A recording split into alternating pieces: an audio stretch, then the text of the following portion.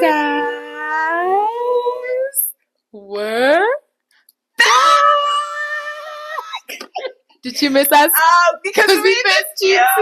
We missed you so much, guys. Hey, dog. Oh my gosh, there's so much to talk about. There is a lot to talk about. And you know, we're not even going to dwell on the fact on where we were. No. And Truth is, we were taking a break. Absolutely. You know, a well-deserved one. A well-deserved one. But we are back stronger than ever and as consistent as ever. Of course. And what are we talking about this week? We're talking all things Married at First Sight, the reunion. Wrapping it up the best way, Sana, because that reunion special, everything that we needed. But please don't forget to like, comment, share, and subscribe. Turn on your post notifications. And for now, let's build the reality. All right. So we start off the episode and we see everyone coming in, people in the cars, everyone's talking to their people, saying, oh my gosh, I'm so excited, I'm nervous, I'm anxious, I'm this, I'm that, I'm that. Yes. And then, of course, we have our favorite drama queen. Oh, he's my favorite. Like, our favorite drama queen. I love him because he will give a show. Oh, absolutely. Drama, darling. Utebo. Right? He walks in, obviously, he's mad. Oh, down. Like, he is so mad, and he's like, like, going into the room, like, he doesn't have anything we to barely say. saw him, Sana. Nah. Then Sister Bang comes in, and she's like, Tepo, I'm hearing that you are kind of pushing back with production. They're trying to shoot some BTS with you. You don't and want. Saying no. He said. So, what I want to understand is if you understood what he was saying. Firstly, guys, maybe I'm wrong there, but Shem, Ostabang is like a principal of a high school. Oh, I love her so much. Like, she's the only expert that makes sense to me. She is the only one. And I was literally thinking that as the reunion was going, I was like, she's the only one who makes sense. Because even in times when I don't agree with her, the point is at least she's there. She's involved. She's, But anyway, principal down, Sana, when things go down, they call her. And she has that walk that says, I am going to fix this. And the even voice. When she interacts with them. Listen, very serious. But anyway, the first thing I thought was, why are you here, right? And then he said something that I was like, oh my gosh, this is a good thing that he brought up. He said, I'm here because I have to go by the contract or whatever. And I thought to myself, Married at First Sight, I will say your contract is tight. Like a booty hole. I'm going to need all these reality shows to learn from you, Buki. Because I started in my head when he spoke about that, when he spoke about the contract, things started making sense to me. Like him going back and apologizing to Palestine, wanting to be together. Makoto, always knowing that him and Breezy weren't going to work out, and but still continuing to attempt. And I feel like we had said this. We had said this, I think, at some point. We were like, the thing is, like, they will have a session with the therapist and they're like, no, okay, before the session, we're done. And then afterwards, they're like, no, we're good. And we're like, no, the contract. I your contract is strong. Contract. Absolutely. But literally, I kept thinking, surely he could have just done what he was supposed to do and give us nothing like what he did already. Like, he didn't have to cause a scene. Because that was causing a scene. Even when he sat down, he's like, behind the scenes people or something like that. Like, he was just very dismissive about the situation and like, oh my gosh, like, can't believe I have to deal with all of this. But you know what the unfortunate part is with this whole thing? And I feel like maybe because he's a bit older and like the cast of this year was a little bit on the older side of things, maybe he did not understand what reality TV comes with. No. Because unfortunately, when you go into reality TV, the unfortunate part is that you don't know how it's going to go. Yeah. You could literally be signing yourself up to be the villain of the season. And unfortunately for him, that was the edit. He kind of came across as the villain of the season, and I don't think he was mentally prepared for that. Definitely. I think Tepo seems like someone who likes to be liked by people. Like, he enjoys the whole, like, good guy, take care of you thing. Yep. Because even with Palisa, the giving the card thing and then telling everyone or bragging about the situation that, she has my bank card, she has my card, whatever. It's giving, like, I want to be seen as a certain type of person, but that's not who I am. And then, of course, you got this bad edit, which probably then sent him to hell and back. He was like, what? He was actually in our comment section. I kept thinking about that. He was in our comment section. I said, oh my gosh, Konje, he actually is engaged with the people. Yes, like he's actually in it. I love that for him though. Clock it. I love that because you must be immersed. Absolutely. Why would you not be? Why would you not be? But since we're talking about people being immersed, let's talk about someone who's not immersed in the world. I'm going to Nelisa and Themba. Have you guys seen that music video of Katy Perry and Snoop Dogg? This is very random. But they're like in this candy world. Like they're in this candy world, and like Ibrahim, like Katy Perry is a sweet. It's La La La. Snoop Dogg has these ladies everywhere when they wearing like dreamland. Everyone is happy to be there. That's where Nelisa is. She's at Snoop Dogg and Katy Perry's world. I love that was your takeaway. I love that. I love that was your takeaway. That's how I choose because to see it. My takeaway from Nelisa is desperation. Oh, absolute Sana. Desperation. Like, for me, there's absolutely no other explanation to me. I genuinely feel like Nelisa, because she's 40 now, she just feels like, oh my goodness, this is it. Like, this man, he says he loves me. So as for whatever else is happening, I don't everywhere care. else, Mary had a little lamb. Let's hold hands. Let's build a house together, and let's play husband and wife, play house, because I have no other option. Because nothing makes sense. And I'm sorry to go back. Because unfortunately we didn't have an episode. But I'm sorry to go back, Balisa. But let's talk about the fact that when the experts called Themba, because Uspodono was there saying, I am Themba's wife. Yes. Fine, Themba was throwing the theatrics and saying, no. Deny. Nelisa comes into the room. Now Themba is throwing a fit on some. No, she's lying. This is all a scam. No. Nelisa walks into the room, and then she sees that her man is like going crazy. And then the experts are like, please come in. And then obviously she can also see there's this woman that she doesn't know.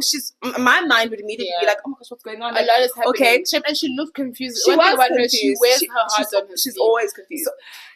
So then her man is like, no, let's go. Let's go. Let's go. I'm taking my wife. My favorite part was when she said, I'm going. She said, I'm sorry. That was also my favorite part. Can I go? She said, okay, well, I'm going to leave.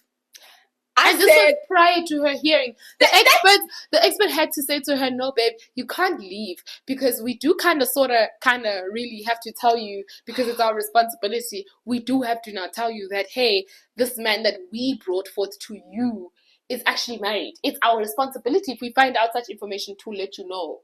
So, no, Angel, I know you love your husband and you want to go where he goes, and that's perfect. You can do that right after this. Right after we do our part. But I'm trying to understand. Balisa, at 40 years old. Yeah. And we all know how men move. Nothing to you is saying, siren, something is wrong. Everything in you is saying, oh my goodness, my man. Real. Like, to me, that doesn't make any sense. Like, even if in your head and your heart, you are telling yourself about, no, whatever my man says, like, is the truth. Yeah. Like, you at least owe yourself the respect to go and sit down and actually hear what this is all about. Yeah. Because for me, the minute someone is already, like, being all like crazy and already I'm like, something's off. Something is wrong, because if there isn't an issue, then why are you reacting like this? Because you know your truth. Yeah. So why are we throwing tantrums? It's another part when, excuse me for the visual representation, the experts are speaking. So Usponono here is saying, yeah, yeah, and I must say, Wena, you look like a nice lady. What was that? So, I don't know. Unelisa, I think it's so difficult because she keeps reading, I think, what the audience is saying as, not as jealousy, but as like this judgment of like, you guys don't want me to laugh fully. And she keeps thinking, we are criticizing how she laughs. We're criticizing the fact that she's this person who wears her heart loves deeply. Because even on TikTok every day she's asking us, Bafazi, is it wrong for me? She even posted Kelly Kumalo saying, Abaja buy food. Someone said I sang choice. So one thing about my girl, like, she's reading this whole situation and how people are reacting to their love story as us saying she shouldn't love wholeheartedly. But what we're actually saying is, hey, babe, red flag, it is flying right now. It's waving right in your face. It's hitting your face. And we just want you to be well aware of that. And I think now I can be at peace with Unelisa because I've realized that even now with the truth coming out, I don't know if she's at peace with it, but at least I know she knows the truth. Because when the whole thing, like they were basically directly, like Relebogile was trying to have him put it very simply and blatantly that, hey, I came on the show very much still in a relationship. No, married. Very much, very much married. And then I came and then I ended up falling in love with this person. And then I didn't break up with the other person because I claim that I was in love with Nelisa and didn't want her anymore. So please tell us that's what happened. And he admitted that that is what happened. Yes. And I realized that I feel like this couple, firstly, I don't know what communication means to Unelisa. And I say this because they speak about how me and my husband, we had this conversation. Like they always talk about conversations they've had, right before they tell us about the conversation.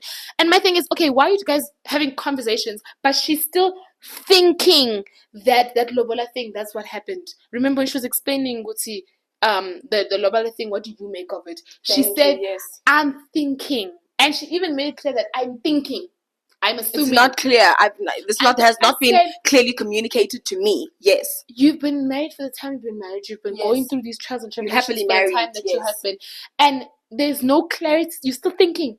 And thank you for actually bringing up the fact that she's still thinking, because she even posted a TikTok and she was saying that before that episode aired, Utemba sat her down and even called her family and was apologized and explained. So what was explained that you are still not sure, that you're still not 100% certain that this is actually what has been going on? Real. And also, correct me if I'm wrong, what does Unelisa mean that Utemba and his family went to Sponono's family and they paid in Tlaulo, and then they paid half of the lobola?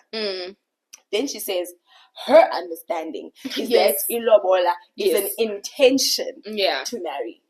But then she goes on to further say that that's the same thing that happened to her. And then going the legal route with it. So if it's an intention, then why are you going a legal route? That means you're not married. Like, you should be fine. But it's the fact that you're lying to our faces and you're lying to yourself. That is my issue with Unelisa. I actually don't think Unelisa's lying to us, Jim. Bless her heart. There, I don't give her that much credit. My girl's not lying to us. She is lying to herself. And I do think a part of her has anxiety about the situation because she did bring it up, like, at the recommitment thing. But she also likes making the joke, like, when she's with her man, that unless he leaves me, if he leaves me, like there was a time where they were talking about, we're gonna be together, blah, blah, blah, unless he decides to leave me. And she made that joke like 3-4 times, and I was like, okay, so it's not funny. It's not, because every joke has truth. So clearly there is like that inkling, that dot in her that says, hey, he did it to somebody else. It could be me next. It could be me. And mind you, he did it to the mother of his kids. And she was the one who was talking about how, hey, mothers of kids are difficult because you have that connection with the person because you've had kids with this person. You know what I mean? Yes. And my other thing is there was also so many things that she's like looking past, like the text where like he basically is saying she's old, she's like basically. What about the fact that he sends Sponono a picture of Nelisa on their wedding day? Yes. Because he's going to act, he's going to promote his DJing career. And also, let's not overlook the fact that she is blatantly denying the fact that they live together. And also, let's not overlook the fact that they're living together. Utetela phezulu, utembute. She's here. Yappa. He was here. I was looking at him the entire time. And she's busy talking about the fact that, no, let's get one thing straight. They do not live together. Lives 5 minutes away. I'm thinking the person who should be explaining this is the one who's in the situation. Let's hear it from Temba. If they live 5 minutes away from each other, 7 minutes away from each other, let's hear him say it. Because the last time I checked, Sponono said that she was the one that washed his bag. Also, unpacks the clothes. My mind is all over the place Like- there because this thing actually pisses me off. But also, let's rewind to that episode with the experts when they were like, he planned a family trip, and then he was like, okay, then Pastor X was like, where did you guys sleep? What was the sleeping arrangement? Yeah.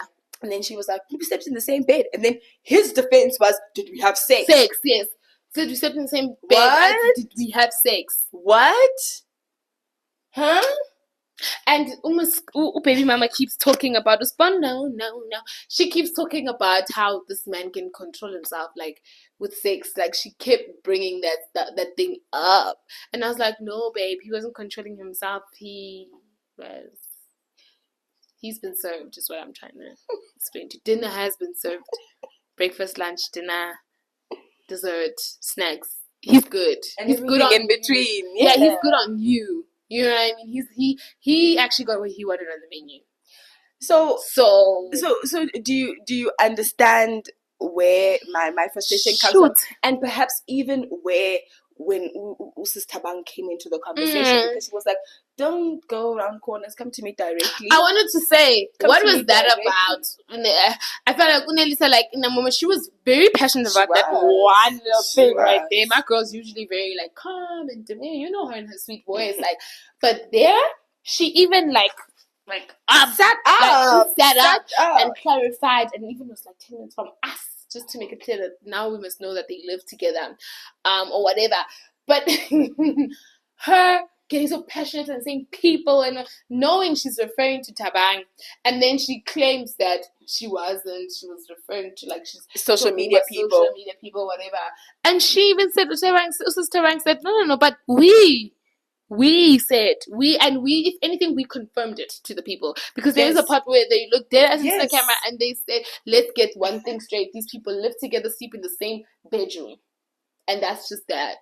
That's final. So you are talking to them.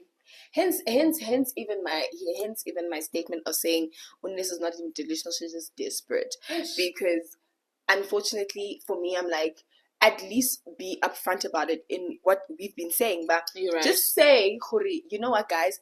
I know that this man was married. I know that he lived with her.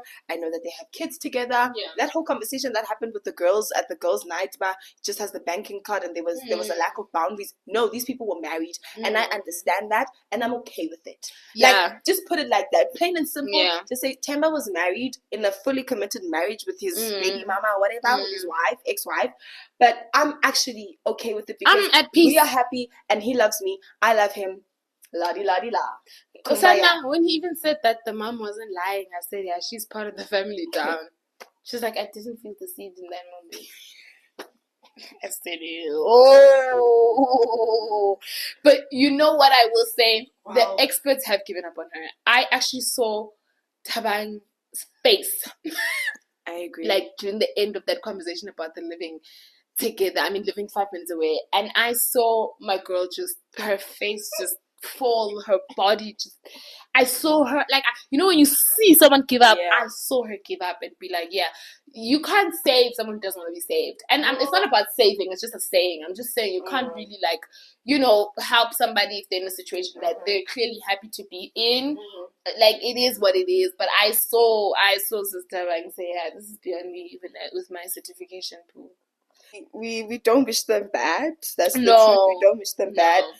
I just hope that Unelisa is going to be here. And that's my fear with that type of relationship, because I think you also said it about the anxiety thing. I feel like she's always going to be on edge. She's always going to have these like trust issues, even if she's not going to vocalize them. But like at the back of her mind, she's always going to be like, oh my goodness, what if like, yes, he's going to DJ, but like, what if he's actually going to see his other wife? No. She told us on... Oh, okay. In case those are your concerns. Oh, okay. She did fill us in. One thing about me, guys. She's in it. Any piece of content coming from the cast, in it. She let us know that, ladies, come down, breathe. I know your concerns. And I want to clarify to you today, in case you're worried about me. This man, he stays home. Oh, okay. Yeah, so he's always at home. All right. He doesn't sasanka in the streets or nothing like that. He goes to work. And he comes back. And then now you're probably going to ask about the what? Gigs. He always wants me at his gigs. Like, always wants me at his by gigs. his side. You also know, sometimes I'm tired, and I'm just like, oh gosh, no, wait. And he's like, babe, let's go. Like he always wants me at his gigs, and then worst part, he always wants me next to him at the gigs. And na uzibambisa vana yakhe as wife. As the alcoholic. Umuntu wakhe abambe yakhe, and they have a good night. And immediately said, going home, go home, and we have a good time at home as well. So this man. You know how she looks up when she talks about this man. This man is a family-orientated man. And even when he's outside, he wants to be family-orientated because he wants me by his side. Kushota the 2 kids to sit there as well. So does she think that she's special? Like she thinks that Temba didn't do those things with Spono? That's a different topic. Because I don't know their relationship, you know? That was their relationship. The relationship has nothing to do with me as Unelisa. Okay. The relationship was theirs, but I'm telling you about the man I have. My husband. My man. My man. So that part, if you're worried about her, don't be. She's sorted. And then it's time to enter the house of the Lord. Everybody say amen. Amen, Jesus. Yes, we have our favorite pastor. We have Pastor Chris Brown, a.k.a. Nkululeko Freedom. A.k.a. Aaron Pierre. That's Mufasa. Aaron Pierre. That's Mufasa. Because that date... Let's not even. Let's not even get it. Of course, we enter there with him and his lady of the moment, First Lady, Mama Ruti. Mama Ruti Warunaki Makoto. You know, and immediately. Yes. Remember, I love the little killer. Immediately. Rest of the day? Rebecca said, you gotta give us the rest of the day. Surely there's something. And you know what my favorite part was? He did not flinch. Oh, no, he didn't. He actually knows the rest of the day. And you quoted it. Fast! Word for word. Like, he didn't even have to laugh. No. He didn't have to pause. No, he didn't have to think. Didn't have to think. But before she said of the day, he said Romans. I said, yes. That's what I'm talking about. You know what my favorite part was? What is your favorite part? The subtitles. They said everyone except for Makoto. I think, what did they say? Did they say amen? Did they say amen? It was an amen. Everyone except for Makoto said amen. I love his Jesus journey. He clarifies his Jesus journey and he says he is not under a church. No, he's not. No. He's under the kingdom of God. And he did not find God in the church. Don't ever think that about him. But he has a citizenship to heaven, and I loved that segment. I think it's so. I don't know why she's laughing, guys. Okay, yeah, it spoke volumes, you know, about the world that we're in, and that guys, God is not just in church, hey? He's everywhere, and that is real. You need to ask yourself today. Absolutely, do you have a citizenship? But now we can really get into. You know what I feel about Ngululeko? What do you feel? Ngululeko are those types of people that, I'm not disregarding anything that he's saying about his faith, but he's those types of people that you will ask them a question, and because they don't have the answer, they don't feel like answering the question, they will say a whole bunch of nothing.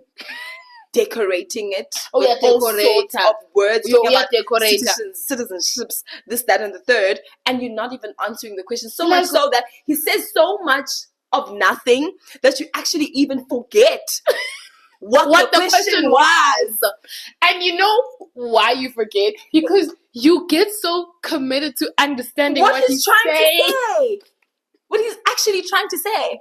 Because the question was something surrounding, like, do you feel like you use your faith to bypass the issues that you are actually facing or need to face? He said, no, I have a citizenship. He said, let's not talk about that. Oh, my favorite part is when he said, and the thing is, like, I'm not even going to waste my time in trying to explain to you what I mean, because when you're not saved, you won't get it. I said, clock that. He said, clock that. If you're not in not in heaven, if you don't have a citizenship, you don't even have a visa to visit. You won't get it. Why would you get it? Forget about it. Leave it. Let's not even discuss that. And even Utabang read him fulfilled when she said, hey, I think the reason Umakoto got so much hate and he came out as if he was this flawless person, was just because he managed to get that anger out of Umakoto and he stayed calm. Bro, and down. And, Balisa, and I think we had even said this in one episode. Yeah. We said Nkululeko is those types of guys that will like literally like hoist something there, and then as soon as things start sizzling, just now watch he sits back and watches the show, and then you end up looking like the crazy one, but you're like, no, but I shouldn't be looking like the crazy one because did you guys see him when you throw it? And no one's focusing on the you get crazier when you realize someone's making you crazier, and like even her saying like times where she'd be sitting and she was like to Balisa, what do I call Nkululeko? Nkululeko can't tell what's happened. Then Nkululeko said something like, why? Like, I can get that. Like, that's not a good example, but I'm just trying to show you that in that moment, they probably were just talking about it. And granted, like, he doesn't owe Balisa that loyalty. Yeah. But her crash out was probably like, this happens so often that, like, it's the frustration. Yeah, something happens and you're like, ah. And the thing is, Umakoto is easy to anger. My babe is, my babe, tati bait manje. Yeah. Like, you don't have to convince her. You don't have to. She will go for that cheese in the trap. One thing about her.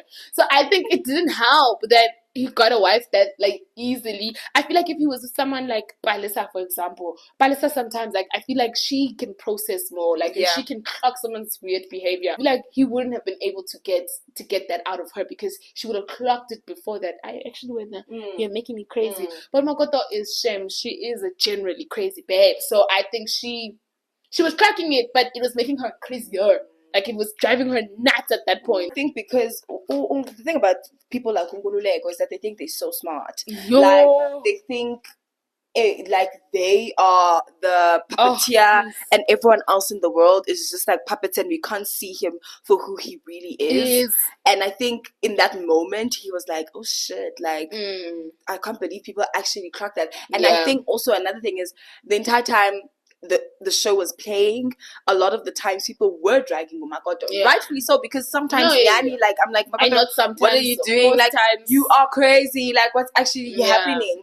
But it's like at the same time the people who actually clocked him were very silent. Like there weren't a lot of people who were vocalizing the fact that actually like there's no ways that Umtuzaveske avugenje aqonba mandi be crazy. There's obviously something that is happening behind the scenes. And he loved the gesture down. That's another thing. He loved the gesture down. Be careful of people like that, guys. People who be pulling out gestures in the most random times, and I know he was pulling them in the most random times because a lot of times when he was pulling out these gestures, Makoto kept referring to something that had happened prior. That was a pattern. Like literally with every gesture that man made, Makoto always referred to something that had just happened. And she would always say, do you want me to know what just happened? Always. Even with a simple kiss. Like when he was like, I just want to kiss my wife. And she'd be like, so what about what just happened? There was always something that just happened. And that man would always have a gesture. And what did that seem like? Gosh. It seemed like Umakoto was constantly rejecting or not seeing the nice part of him and constantly wanting beef with him. When really Umakoto was like, you are actually making me crazy right now because we just had a fight right now or we just had something that was unsettled. And now all of a sudden you have a big bouquet for me, you know, which yes, there was no bouquet, but I'm just making a simple example. So, weird, Nkululeko, and he knew what he was doing. Even when he said, there's a part where he said, in this part, I even quoted it, he said, you know, at some point, I was also thinking, is she acting? And I said, you're in the comments down, and you're seeing that people are talking about her acting and what. He's lying. He wasn't thinking she was acting. Never thought that. He absolutely never thought that. He's lying down. If there's anything he thought was, damn, my crazy girl. You know what But he never thought she was acting. He used that thing that people were saying to try add petrol. Add petrol to the fire. I wanted to make her more crazy. The reason I wanted to recommit was because I wanted to see her without the mics, without the cameras, without the that's the whatever. That's the moment I truly clocked how psychotic Nkululeko is was when the entire season, Umakoto and Nkululeko have been cat and mouse, right? at each other's throats. Literally. Then next thing, and Makoto friends zoned him. I think it was like the date. Yes, that's where I'm going. I think it was the date before the Aaron Pierre. The recommit. Nothing is pulling out Aaron Pierre. That's Mufasa, and like, will you please be my girlfriend? And I literally sat there and I was like, wait, did I miss something? Like in my head, I'm thinking, did I miss something? Because there's no ways that we've been watching you guys the entire season. You guys have been so problematic, and now all of a sudden, let's turn a new leaf. Let's be girlfriend and boyfriend. I've been telling you that I want to pursue you. You always say I didn't join you. Yes, and now I want to court you. I want to courtship. And then it's the recommitment ceremony, and you answer, I want to recommit to you. I prayed for you. What? Like, and he knew that question was going to come out because that made him look sus. The part where he recommitted, I think he took it too far. That was the biggest. That was the biggest sign that you're playing in our face. I'm so sorry to break it to you. But you should have actually chosen to not recommit. My question is, did he actually think that people would not read him for filth for that decision? No, but at that point, he was on a high of like knowing. I'm really like in this. Yes, he was on that high of like, yeah. Begs me to ask the question. Every decision I've made has led up to this big moment. Begs me to ask the question. So who really was acting here? Like, if we're being for real, okay. Like, who really was acting here? Because honestly speaking, oh my God, I believe it. Yes, oh my God, that was crazy, guys. Yes, I will not take that away. She was crazy, but oh my God, was reacting. Yes, down. Nkululeko was literally putting the cheese and the trap there, and then waiting to see her reaction, sitting and giving that sinister smile that he has, and then now all of a sudden, we're all good in the hood. What? This then brings us to Palesa and Tshepo. Right. So as we all know, there was a bit of murmuring happening during the season where there was a conversation or a question rather, that Bongani had brought up saying, are you abusive to Palesa? And then we had this conversation where Palesa then cried and whatnot. Then they bring this conversation up to then be like, are you abusive? Let's actually dissect this. I genuinely wanted to ask you. I think I even wrote it in my notes, and I was like, I want to hear your take on this whole abuse conversation. On whether he was abusive or not, or yes, like I don't like. I genuinely don't know how I feel about the conversation. Like, and I just maybe feel like there is not it's a he says, she says 100%. Type of conversation 100%. Where I'm like, I'm not really finding the truth in the matter. Yeah. So what's your take I think on this? the one thing I would say that I appreciated was the clarifying of the whole situation. Because then, I think, back then, I was so confused between Palesa's crying, Bongani apologizing. I wasn't understanding. But what I appreciated about the reunion was the clarity of where the abuser thing came from. Because it did seem like Palesa pitched this thing of Tshepo is abusive towards me. But we realized that what happened was Palesa went confided in Bongani, and then Bongani was reading between the lines and read abuse or signs of abuse. And then Bongani, because he's an activist, Mandla, he was like, something's off here. But then what made him think, something's off for real, was that Palesa said, never mind, you're gonna make my life difficult. Yeah, difficult. And then he said, that's an abuse woman. I'm gonna go save her with the kind of work he does. So he goes, and then he, the confrontation happens, Palesa cries, whatever. So now we understand that Bongani is the one who essentially brought up the abuse thing, but Palesa then not confirmed it, but like made it seem like it was true because she broke down. Honestly, she fed into it. Yeah, she fed into it down, and she definitely let that story play out. And that's basically what happened. How I feel is, I think abuse is a very sensitive thing, right? Yeah. Especially in the country that we're in. And I think it's important to understand what exactly abuse is. And I think sometimes there's, like, the lines are blurry. Right, because there's times where someone is mistreating you but not necessarily abusing you, right?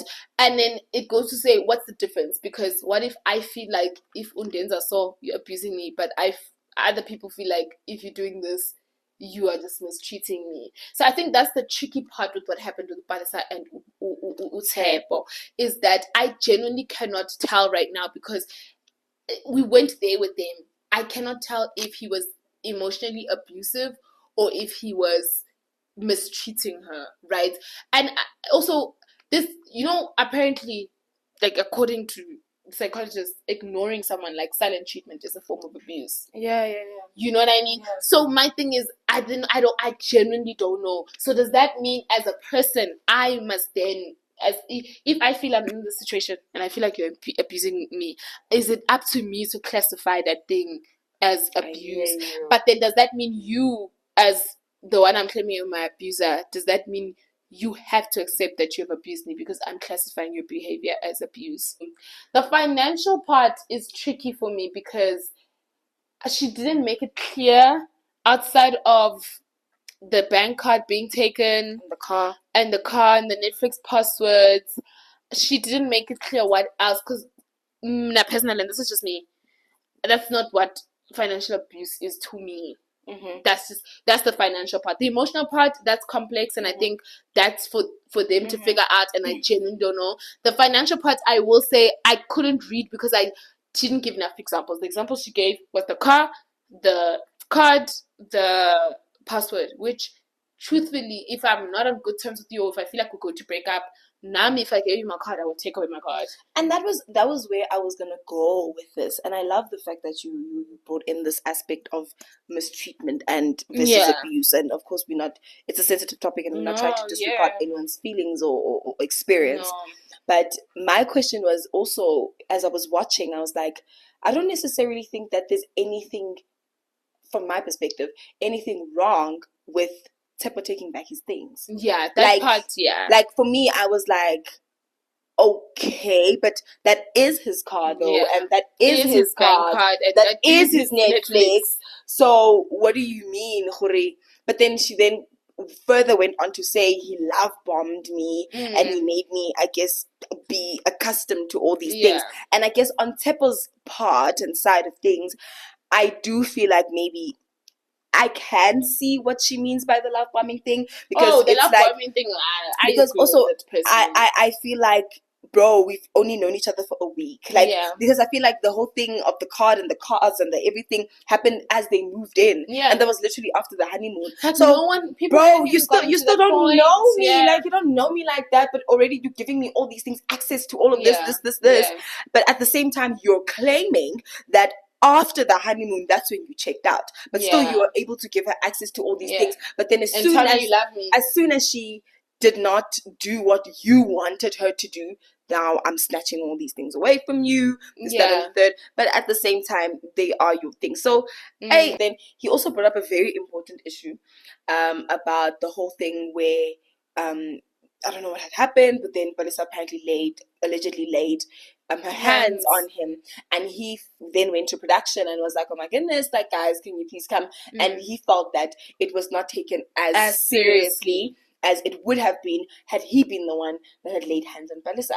And like, not to make this a thing, but I do feel like that actually is a problem that we have in this country, where it's like, things that are done by men are taken like here, but if the woman does the exact same thing, we don't give it that same energy. Like, come on, like, it's like, yes, queen, go queen.